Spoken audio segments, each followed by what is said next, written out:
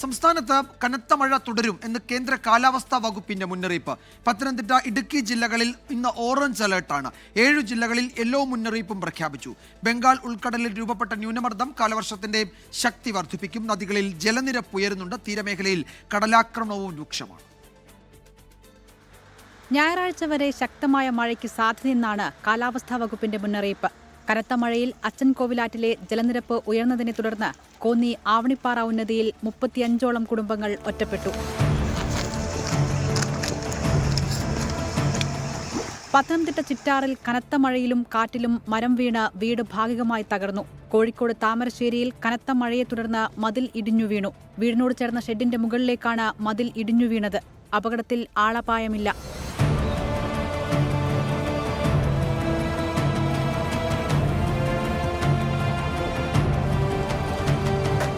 Fort Kochi അമരാവതിയിൽ ശക്തമായ കാറ്റിൽ ആൽമരം കടപുഴകി വീണ് വാഹനം തകർന്നു. കേരള തീരത്ത് ഉയർന്ന തിരമാലയ്ക്കും കടലാക്രമണത്തിനും സാധ്യതയെന്ന് മുന്നറിയിപ്പുണ്ട്.